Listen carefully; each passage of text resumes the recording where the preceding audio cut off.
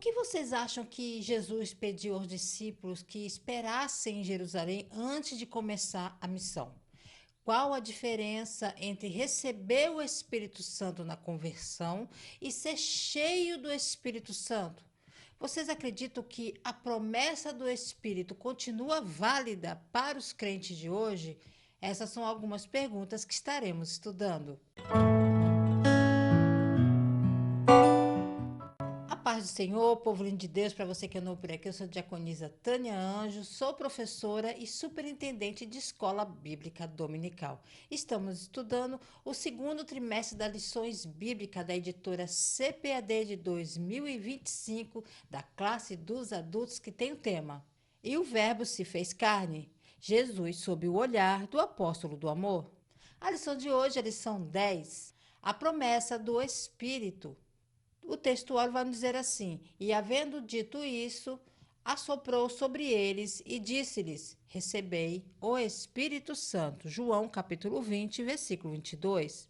A verdade prática nos diz assim: a promessa do Pai não se restringe a um grupo particular ou a um período específico, mas inclui todos aqueles que se arrependem e creem no Evangelho. A leitura bíblica em classe se encontra em João, capítulo 14, do versículo 16 ao 18 e versículo 26, capítulo 16, versículo 7, 8, 13 e capítulo 20, versículo 21 e 22. Objetivos da lição: analisar a promessa do Pai conforme ensinada por Jesus no Evangelho de João, investigar o fato de que o Espírito habita nos discípulos para que esses cumpram a vontade de Deus e evidenciar o poder transformador da descida do Espírito Santo no dia de Pentecostes. A introdução na revista nos diz assim: nessa lição vamos analisar dois momentos significativos. Em primeiro lugar, a afirmação de Jesus aos seus discípulos de que eles receberiam o Espírito Santo, que inicialmente atuaria na vida do pecador para promover a conversão em relação ao pecado, justiça e juízo. Em seguida, estabeleceremos uma ligação entre essa visão regeneradora da promessa do Espírito em João e a perspectiva capacitadora a respeito do Espírito, que encontramos no livro de Atos dos Apóstolos, escrito pelo evangelista Lucas. A palavra-chave é Espírito. Pegue papel e caneta e anote as referências que aparecerão aqui no vídeo. Não esqueça de curtir, comentar, compartilhar pelo menos com mais uma pessoa, que você estará ajudando a esse canal a levar o ensino da palavra de Deus. Não esqueça de falar aqui embaixo nos comentários da onde você está assistindo esse vídeo. Queremos saber até o alcance que esse vídeo está chegando. E lembrando também que o slide que está aparecendo aqui do lado, o link estará aqui embaixo na descrição do vídeo para que você, professor, possa baixá-lo e usá-lo em sala de aula, ok? Então vamos lá. Tópico 1, a promessa do Pai. Subtópico 1, Jesus enviará o Consolador. No Evangelho de João, capítulo 14, lemos: Ele vos dará outro Consolador. Este Consolador é o Espírito Santo que habita convosco e estará em vós. No capítulo 16, é mencionado que quando o Consolador chegar, convencerá o mundo do pecado, da justiça e do juízo, evidenciando a atuação regeneradora da terceira pessoa da Santíssima Trindade.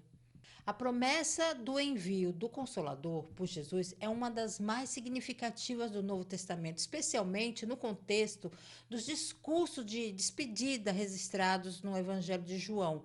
Essa promessa foi feita por Jesus pouco antes da sua crucificação, enquanto preparava os discípulos para a sua partida iminente. O Consolador, ou Paracletos, em grego, é apresentado como alguém que estaria com os discípulos após a ascensão de Cristo, assumindo um papel essencial na continuidade da missão de Jesus no mundo. Em João capítulo 14, versículo 16 e 17, Jesus afirma que pedirá ao Pai para que envie outro Consolador, o Espírito Santo, que não apenas estaria com os discípulos, mas também habitaria neles. Esse detalhe marca uma mudança profunda na relação entre Deus e a humanidade. O Espírito Santo não seria mais uma presença esporádica, como no Antigo Testamento, mas uma habitação contínua dentro dos crentes.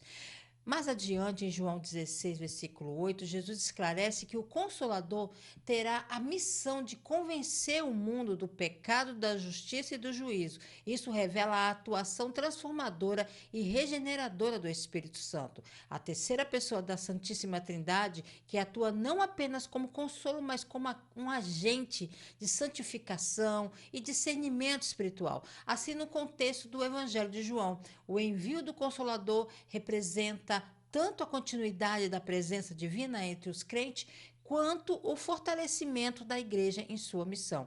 Ele é descrito como mestre, guia e defensor, cuja presença garante que os seguidores de Cristo jamais estarão sozinhos em sua caminhada de fé. Subtópico 2: O Consolador. A palavra grega traduzida como consolador é paracletos, cujo significado refere-se a alguém chamado para ajudar, encorajar ou interceder por outra pessoa. Assim, o paracleto assemelha-se a um amigo que desempenha o papel de advogado ou consultor especial, ou ainda como um assistente que auxilia em momentos importantes. A expressão outro consolador designa o Espírito Santo como uma pessoa. O termo grego allos significa outro, indicando assim a distinção dele em relação a outros indivíduos da mesma natureza, reafirmando a singularidade do Espírito Santo em relação a outras duas pessoas da Trindade, mas também a sua igualdade com elas.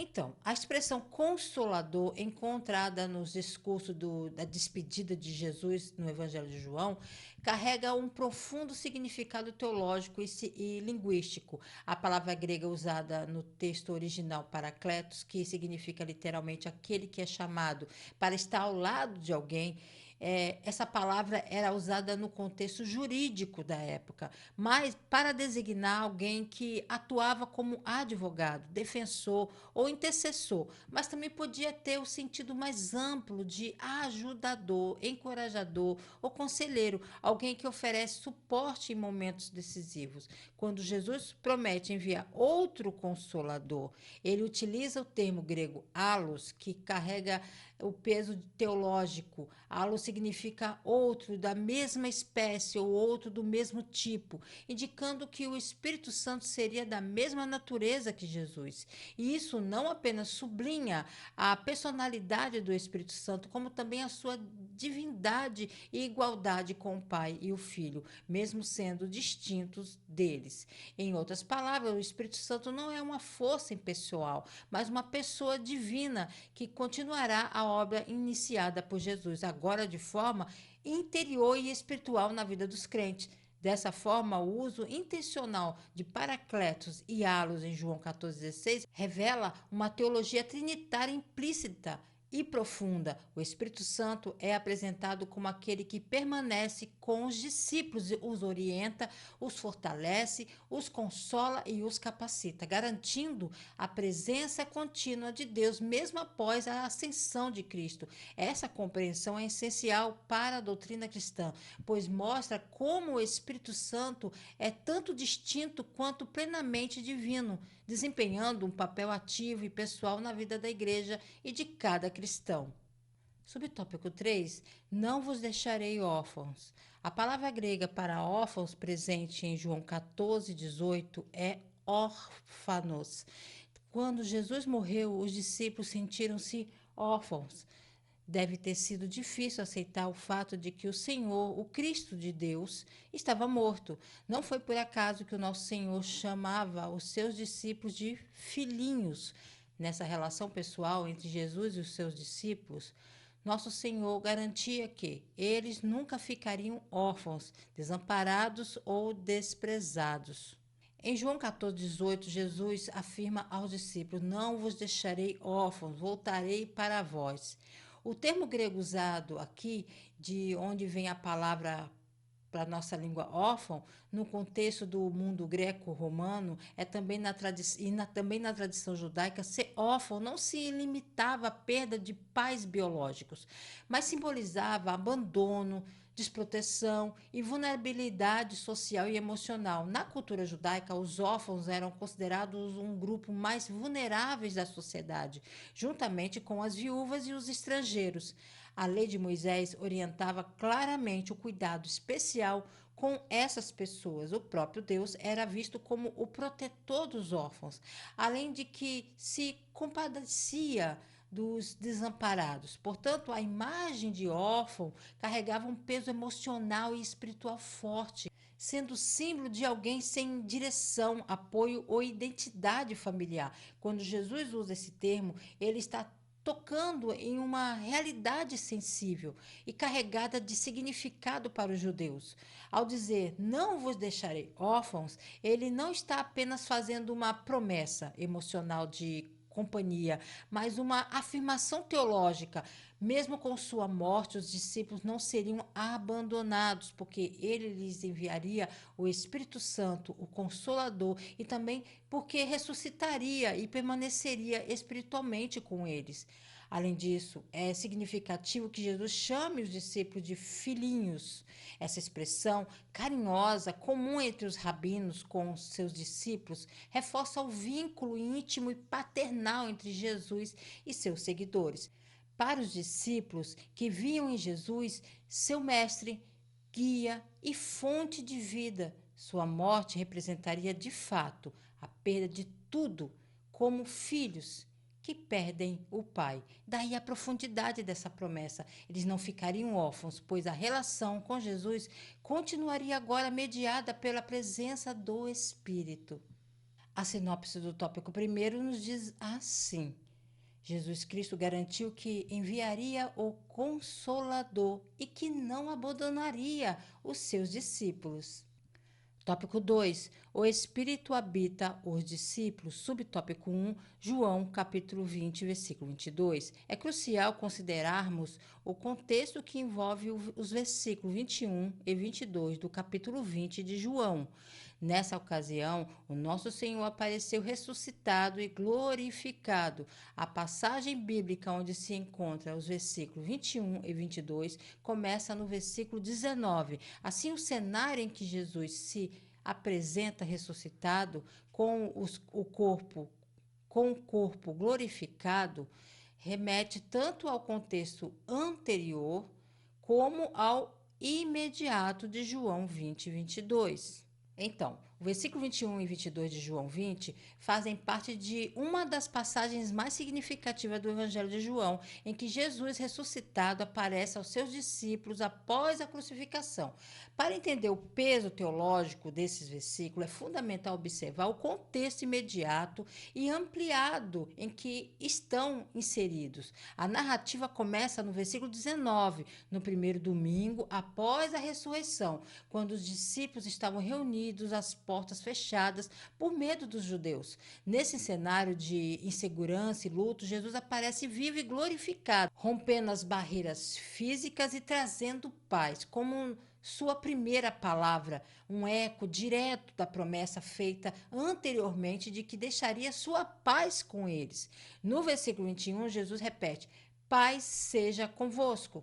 Assim como o Pai me enviou, eu também vos envio. Essa declaração tem um peso missionário e teológico profundo. Jesus está transferindo a missão recebida do Pai para os discípulos, dando continuidade à obra da redenção e da proclamação do reino de Deus. Eles agora são enviados em nome de Cristo, com a autoridade e a responsabilidade de representar o ressuscitado no mundo. O versículo 22 é ainda mais marcante. E, havendo dito isso, soprou sobre eles e disse: recebei o Espírito Santo. Esse gesto de soprar é simbólico e carrega ecos do Gênesis capítulo 2, versículo 7, quando Deus soprou nas narinas do homem o fôlego da vida. Aqui Jesus está simbolicamente comunicando a nova vida do Espírito, antecipando o que aconteceria de forma plena em Pentecostes. Essa ação conecta A ressurreição, nova criação e capacitação espiritual. Os discípulos recebem de forma inaugural a presença do Espírito Santo para iniciar sua missão como igreja. Esse episódio também se liga ao que vem antes em João 20, do versículo 1 ao 18, com o sepulcro vazio que Maria Madalena encontra, e aos que vêm depois com a confirmação da fé de Tomé, a declaração de propósito do evangelho e a continuação da manifestação de Jesus no capítulo 21. O capítulo inteiro, portanto, constrói uma narrativa de confirmação da ressurreição, transformação dos discípulos e comissionamento apostólico. Subtópico 2. O sentido de assoprou sobre eles o Espírito. O capítulo 20 do Evangelho de João contém um versículo que gera diversas interpretações teológicas divergentes. No entanto, a Bíblia, a Bíblia de Estudo Pentecostal, oferece uma observação significativa sobre a interpretação desse versículo. Ela esclarece que a palavra grega traduzida como assoprar é efusão, a qual também aparece na versão grega da Bíblia, a Septuaginta, em Gênesis capítulo 2, versículo 7, significando fôlego de vida. E é utilizada em Ezequiel 37, versículo 9, no contexto de assoprar sobre os mortos para que vivam. Portanto, a expressão presente em João 20, 22 sugere que o Espírito foi soprado para trazer nova vida, indicando uma perspectiva de regeneração dos discípulos, como uma obra do Espírito ocorrida antes do dia de Pentecostes. O capítulo 20 do Evangelho de João é fundamental para a doutrina cristã da ressurreição, revelando os primeiros encontros dos discípulos com Cristo ressuscitado.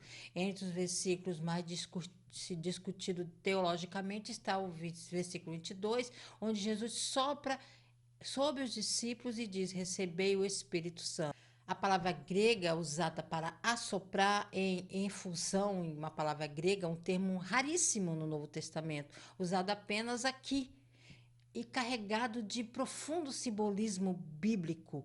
Sua importância se revela ao ser comparada com dois textos chaves da Bíblia hebraica, que utilizam essa mesma palavra na sua versão grega, a Septuaginta, em Gênesis capítulo 2, versículo 7, onde o Senhor Deus, ele forma o homem do pó e sopra nas suas narinas o fôlego de vida, e ele se torna alma vivente. E Ezequiel, versículo 37, capítulo 17, versículo 9, aquele do vale dos ossos secos. Essas duas passagens fazem referência à criação e recriação da vida, uma pelo sopro criador de Deus no Éden, e a outra pela restauração da vida aos mortos espirituais em Israel.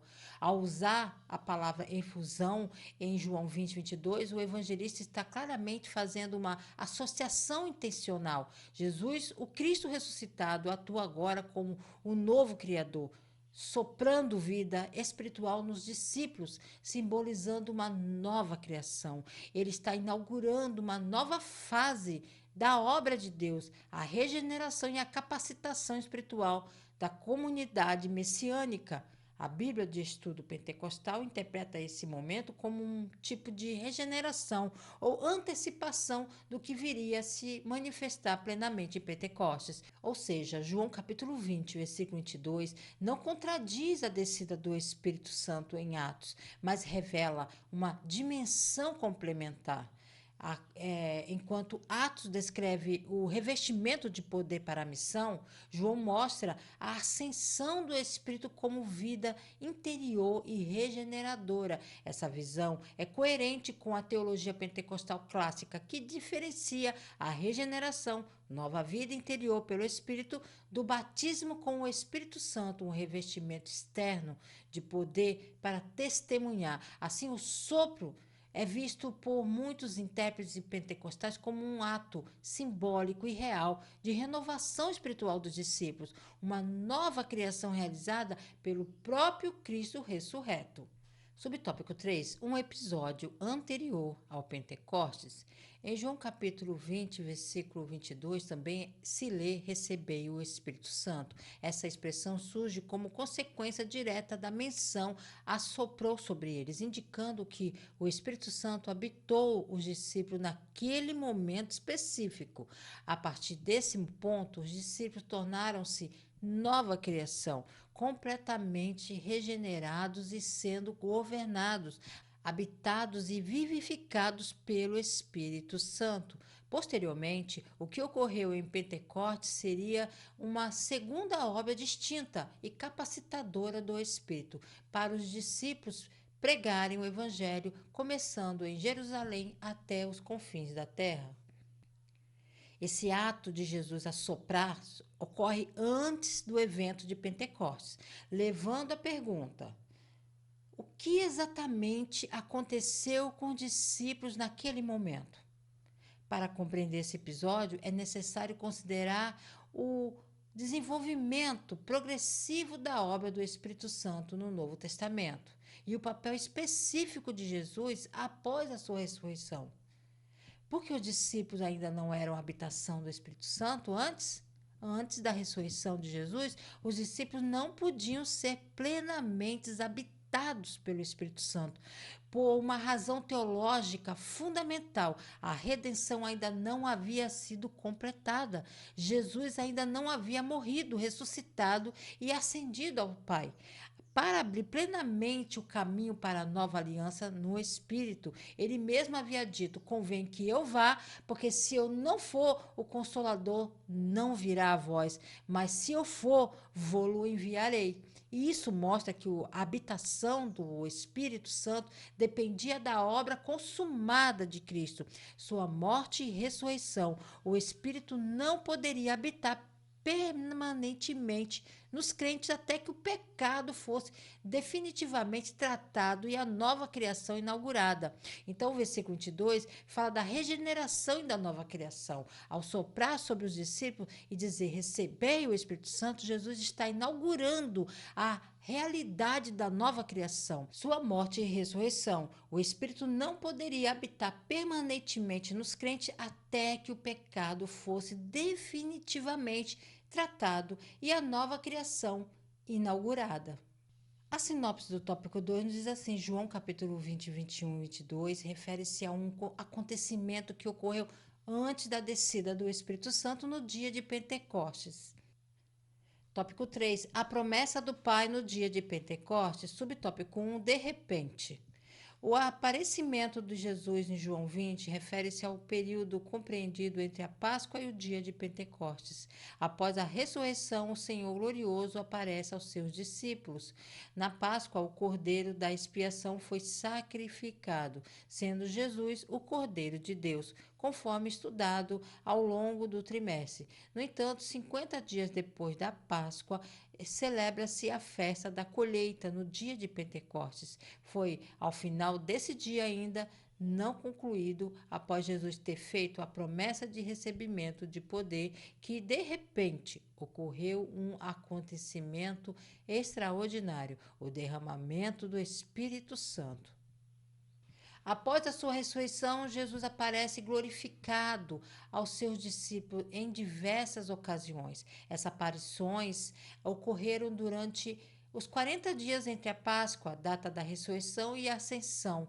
O episódio de João 20 se encaixa nesse período especial em que Cristo ressurreto prepara os de seus discípulos para a missão e para a vinda do Espírito Santo. A Páscoa judaica era a festa que comemorava a libertação do povo do Egito.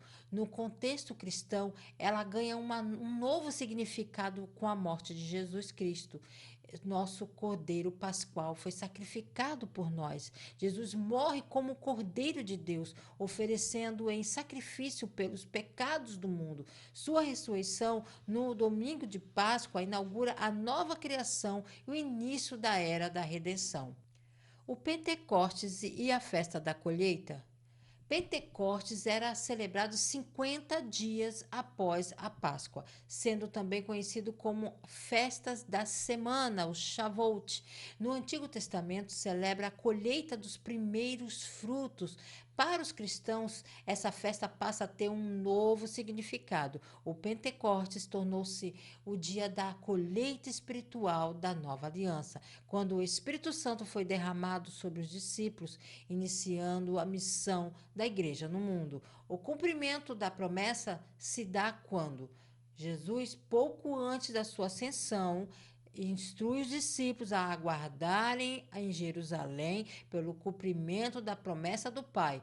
Mas recebereis poder ao descer sobre vós o Espírito Santo e sereis minhas testemunhas. Foi no final dos 50 dias, de repente, que ocorreu o derramamento extraordinário do Espírito. Esse evento não apenas cumpriu a profecia de Joel, mas sinalizou o nascimento da igreja, que anunciaria com ousadia o evangelho do reino. Subtópico 2: E todos foram cheios do Espírito Santo. Observamos que durante o ato de conversão, o Espírito Santo realiza a regeneração. Contudo, desde que se dá esta obra regeneradora do Espírito, é necessário que os salvos sejam cheios do Espírito e revestidos de poder para testemunho do Evangelho. Assim sendo, especialmente no livro de Atos dos Apóstolos, os teólogos associam ser cheio do Espírito ao batismo no Espírito Santo, como descrito quando dizemos: todos foram cheios do Espírito Santo e, consequentemente, começaram a falar em outras línguas, conforme o Espírito Santo lhes concediam que falassem. A regeneração é a obra inicial do Espírito Santo na vida do crente, ocorrendo no momento da conversão. Trata-se de um novo nascimento espiritual, como indicado por Jesus em João 3, versículos 5 e 6. Quem não nascer da água e do Espírito não pode entrar no reino de Deus. E outras referências apontam que o Espírito Santo a convence do pecado, da justiça e do juízo, passa a habitar nos salvos, é soprado por Jesus sobre os discípulos, João 22, como um sinal de uma nova vida. Essa regeneração transforma a natureza humana caída, como ensina em 2 Coríntios capítulo 5, versículo 17. Se alguém está em Cristo, nova criatura é. Embora os discípulos já fossem regenerados, Jesus ordena que esperem em Jerusalém até serem revestidos de poder. Isso demonstra que a regeneração é para salvação. O batismo no Espírito Santo é para capacitação no serviço e testemunho. No Pentecostes, os discípulos são cheios do Espírito Santo, falam em línguas conforme o Espírito concedia. Essa experiência marca a inauguração da igreja como comunidade empoderada pelo Espírito e a distinção clara entre ser regenerado e ser cheio do Espírito para testemunhar. Os teólogos pentecostais, como os da Bíblia, de estudo pentecostal que nós temos, observam que ser cheio do Espírito é uma experiência que pode ser repetida. O batismo no Espírito Santo é subsequente à salvação. A evidência inicial desse batismo é falar em outras línguas, como em Atos 2, versículo 4. Sendo assim, conversão, regeneração, é obra do Espírito que concede nova vida. Batismo no Espírito, enchimento especial e capacitação para o serviço e testemunho. Ambas são ações do Espírito, mas com propósitos distintos e temporalidade própria na experiência cristã. Subtópico 3: E começaram a falar em outras línguas. O batismo no Espírito Santo constitui uma experiência profunda na vida dos discípulos já regenerados em Cristo.